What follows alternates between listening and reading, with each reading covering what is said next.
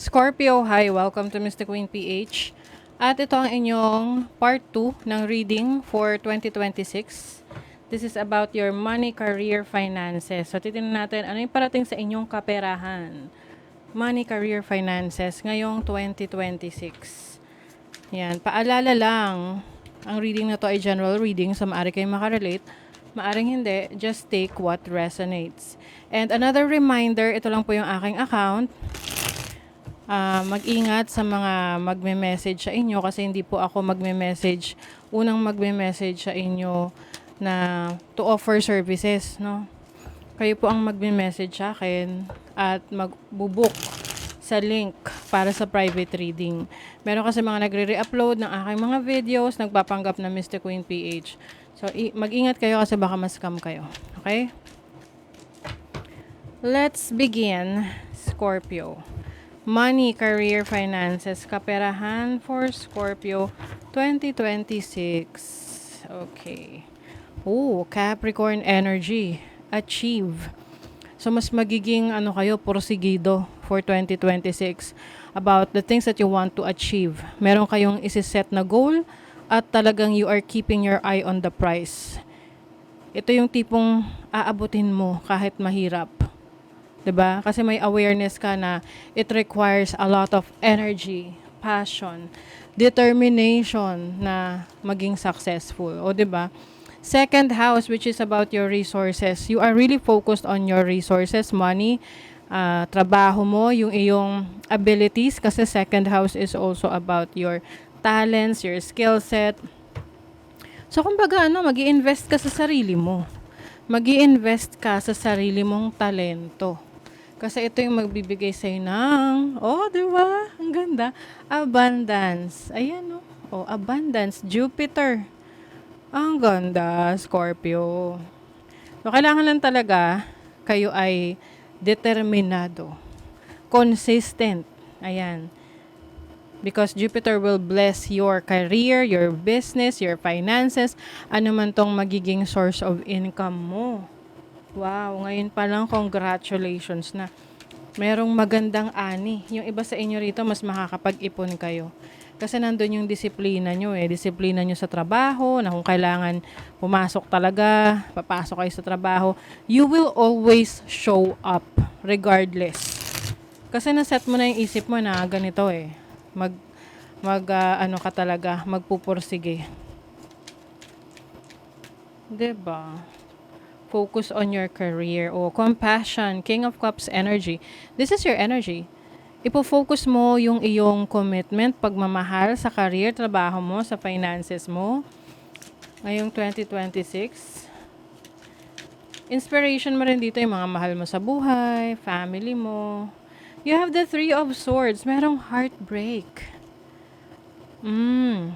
Kasi I think galing ito sa sa isang disappointment sa buhay. Galing ito sa isang failure in your past na ngayon you are overcoming, no?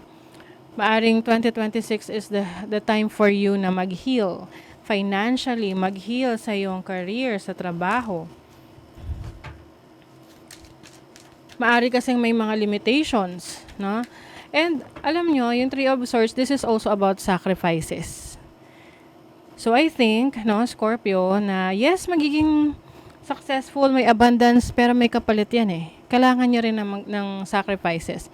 It's not gonna be easy. Capricorn energy, hindi yan madaling energy. Because yung mga Capricorn, bata pa lang sila, talagang batak na sila sa trabaho.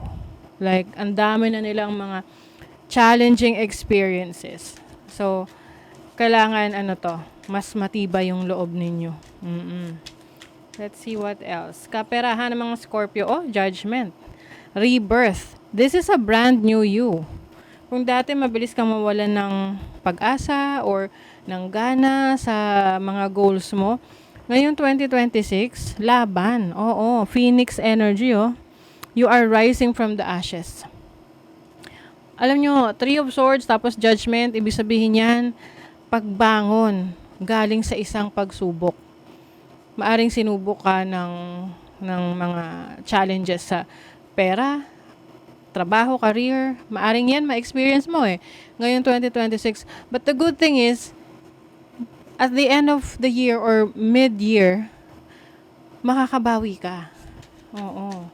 Part yun ng proseso na kailangan mo pagdaanan. Ang importante is natuto ka na dun. Natuto ka na sa mga experiences mo. Kasi yung mga failures, challenges, disappointments, yan talagang nagbibigay ng lesson sa atin. Life's lessons. Okay? Oh, Queen of Cups. Kind-hearted. Yes. Andun pa rin yung puso mo. Andun pa rin yung care mo, pagmamahal mo sa yung craft, sa yung trabaho.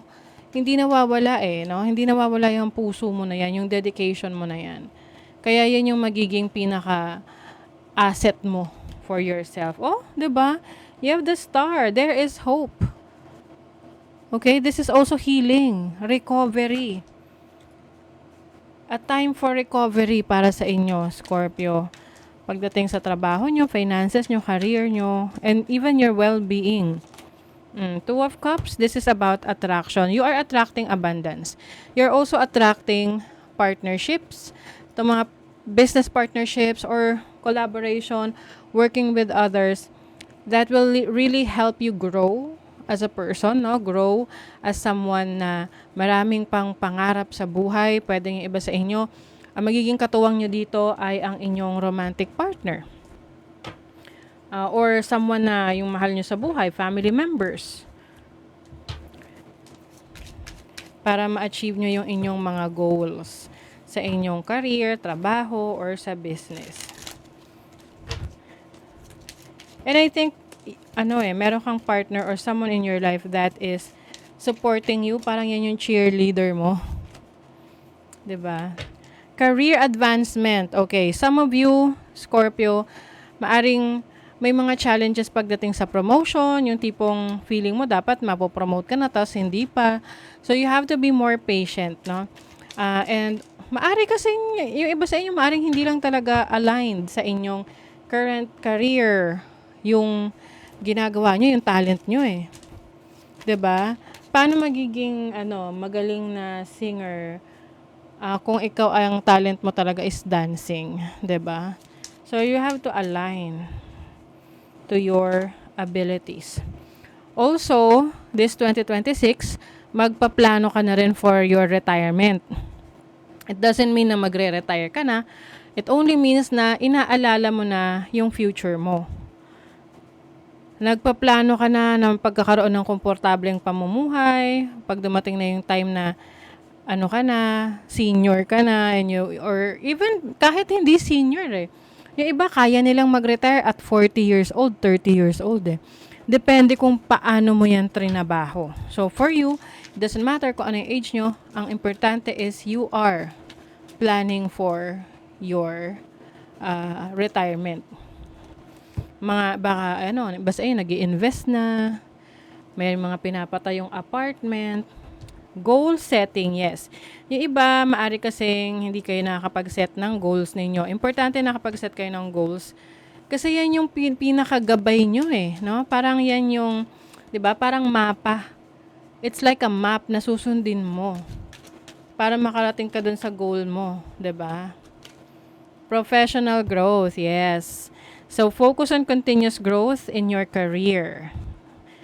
Maghahanap ka rin ng mga yung mga nagbibigay ng advice or matututo ka sa mga mentors mo.